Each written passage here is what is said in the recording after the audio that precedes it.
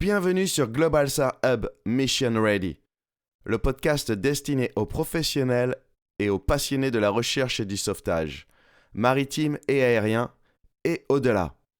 Toutes les 2 semaines, nous vous apportons les outils, les éclairages et les récits concrets qui façonnent l'avenir du SAR. Des alertes satellites à la coordination sur le terrain, des technologies émergentes à l'expérience humaine, nous clarifions les sujets complexes et rendons accessible le savoir qui sauve des vies. Plongeons dans l'épisode d'aujourd'hui. Ce podcast a été généré avec l'aide de l'intelligence artificielle à partir d'un briefing technique rigoureux. Bienvenue au podcast Global SAR Hub, aujourd'hui épisode 2 de notre série sur le système COSPAS-SARSAT. Bonjour. On explore aujourd'hui les rouages de COSPAS-SARSAT. Comment ce système fonctionne-t-il vraiment ? On va, disons, se pencher sur sa mission, son architecture, qui est assez fascinante, en 3 parties. Et puis suivre un peu le cheminement d'un signal de détresse, de la balise jusqu'aux équipes de secours. Oui, c'est un système qui est absolument essentiel, qui opère à l'échelle mondiale. Souvent, on n'en entend pas parler, mais il est pourtant la clé de milliers de sauvetages chaque année. C'est un peu invisible mais vital. Exactement.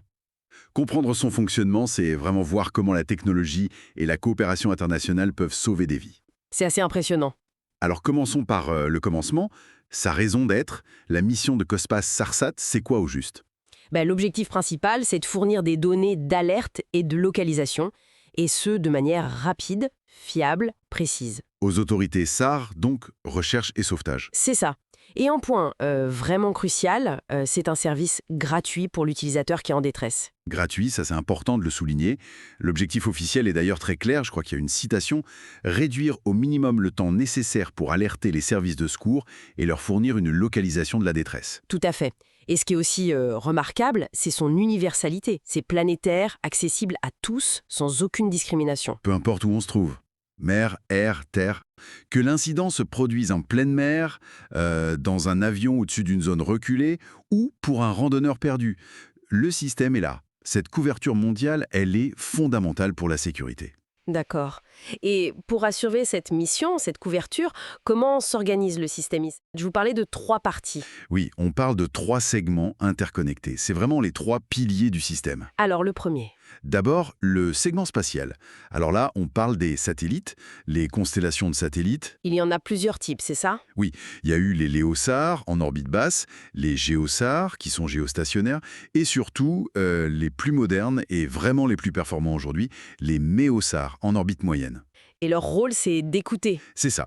Ils scrutent la Terre et ils écoutent sur une fréquence bien spécifique, le 406 MHz, la fréquence des balises de détresse. Et ils relaient ces signaux vers le sol. D'accord. Donc ça, c'est l'espace. Ensuite, on a le segment terrestre. Là, c'est tout un réseau mondial de stations de réception au sol. On les appelle les LUT. LUT, Local User Terminals. Exactement. LOLUT, GEOLUT, MEOLUT, selon les satellites qu'elles suivent. Ces antennes captent les signaux que les satellites ont relayés. Elles participent au calcul de la position de la balise. Et après les LUT, Ces informations sont envoyées au centre de contrôle de mission, les MCC, Mission Control Centers. Eux, leur travail, c'est de traiter l'info, de la filtrer, parce qu'il peut y avoir de fausses alertes, et surtout de distribuer l'alerte au bon centre de secours. d'accord. Spatial, terrestre, et le troisième ? Le 3e pilier, c'est le segment utilisateur. C'est simple, ce sont les balises de détresse elles-mêmes. Celles que les gens ont avec eux, les EPIRB pour les bateaux, les ELT pour les avions, et les PLB, les balises personnelles, pour les randonneurs, les travailleurs isolés. C'est le point de départ de tout, en fait. C'est ça. Et j'imagine que ces 3 segments doivent fonctionner en parfaite harmonie, non ? Absolument. C'est une synergie indispensable. C'est une chaîne. La balise émet, les satellites détectent, les stations au sol reçoivent et localisent, les centres de contrôle analysent et transmettent l'alerte finale. Si un seul maillon de cette chaîne fait défaut, Tout le processus est compromis. voilà. L'efficacité repose vraiment sur cette coordination sans faille. Prenons un exemple concret alors, avec le système le plus récent, Méosar. Qu'est-ce qui se passe quand une balise moderne, par exemple une PLB, avec une puce GPS, est activée ? Alors, dès qu'il y a un incident et que la balise est activée, soit manuellement, soit automatiquement pour certaines, elle commence à émettre. Elle envoie de courtes rafales de signaux, des bursts sur la fréquence 406 MHz. Et qu'est-ce qu'il y a dans ce message ? Il y a des informations cruciales. D'abord, son identifiant unique, le fameux XID, Et si la balise en est capable et qu'elle a pu l'acquérir, sa position GNSS, donc GPS, Galileo, etc. Et parfois un autre signal. J'ai lu quelque chose sur le 121,5 MHz. Oui, c'est un signal plus faible.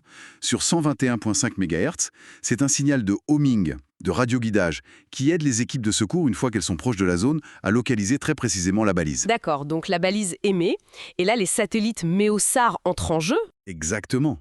Et c'est là toute la puissance de Meosar. Grâce à leur orbite moyenne, plusieurs satellites vont capter ce signal quasiment instantanément. Ils ont une vue très large de la Terre. Et ils font plus que juste capter, hein. Oui, ils mesurent très précisément l'heure d'arrivée du signal et sa fréquence. Ce sont des données fondamentales. On appelle ça TOFOF, Time of Arrival, Frequency of Arrival. Et ils relaient tout ça immédiatement vers les stations au sol, les méolutes, qui sont en vue. Et au sol, les méolutes reçoivent ces infos. Voilà. Chaque méolute reçoit les données de plusieurs satellites qui ont vu la même balise. Et c'est ça qui est fort. Même si la balise n'a pas envoyé sa position GPS, les méolutes peuvent calculer une position indépendante. Comment ?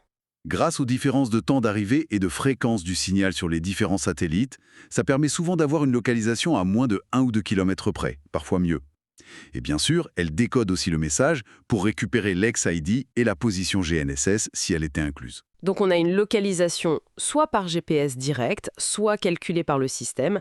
Impressionnant. Et après les méolutes, Toute cette information brute ou pré-traitée, elle converge vers un MCC, un centre de contrôle de mission. C'est un peu le cerveau du système. et le MCC fait quoi avec tout ça ? Il reçoit peut-être des infos de plusieurs méolutes. Oui, et potentiellement aussi des systèmes plus anciens, Léosar ou Géosar, s'ils ont aussi détecté quelque chose. Le MCC va fusionner toutes ces données. Il affine la localisation. Il va toujours privilégier la position GNSS si elle est fournie par la balise et qu'elle semble valide.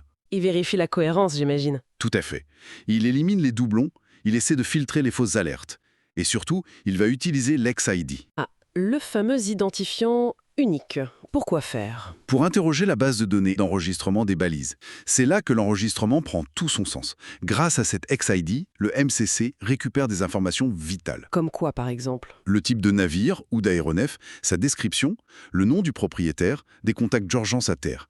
Toutes sortes de détails qui peuvent énormément aider les secours à comprendre la situation et à mieux organiser l'intervention. Je vois. Donc le MCC a maintenant une alerte complète. Localisation précise et information contextuelle.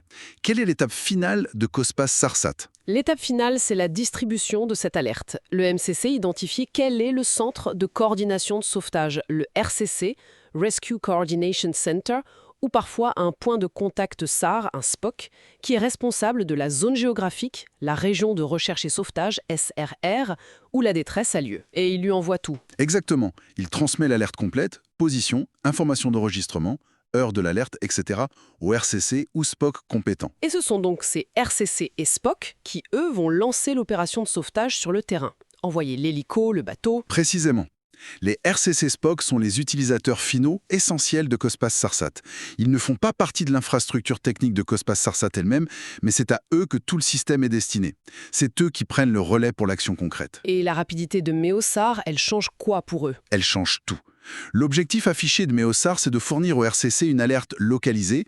On vise moins de 5 km de précision, 95% du temps en moins de 5 minutes après la réception du premier signal de la balise par une station au sol. 5 minutes. C'est extrêmement rapide par rapport aux anciens systèmes, non ? Ah oui, c'est une avancée considérable.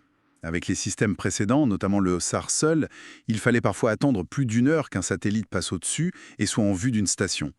Ces minutes, voire 7 heures gagnées, elles font souvent toute la différence entre la vie et la mort. On comprend vraiment mieux là comment un simple bip électronique d'une balise peut se transformer grâce à toute cette chaîne complexe et cette infrastructure mondiale en une réponse de sauvetage coordonnée et rapide. C'est remarquable. C'est une mécanique de précision à l'échelle planétaire. Et on voit aussi à quel point les informations qui viennent de l'enregistrement de la balise, récupérées via l'Ex-ID, sont critiques. Oh oui, vous avez insisté là-dessus. Sans ces infos, le RCC reçoit une position, certes, mais il manque beaucoup de contexte pour agir vite et bien. La rapidité de détection de Meosar est fantastique, mais elle est décuplée si on sait qui chercher et avec quoi.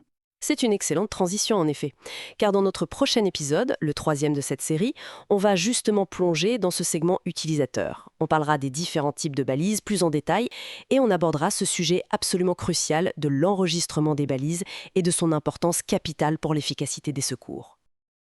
Ainsi se termine l'épisode d'aujourd'hui, Global SAR Hub Mission Ready. Ce podcast est une initiative indépendante de Global SAR Hub, créée par et pour la communauté de la recherche et du sauvetage. Si cet épisode vous a plu, pensez à nous soutenir en laissant une note de 5 étoiles et un bref commentaire sur votre plateforme préférée, Apple Podcasts, Spotify ou là où vous nous écoutez. Votre soutien compte vraiment pour nous.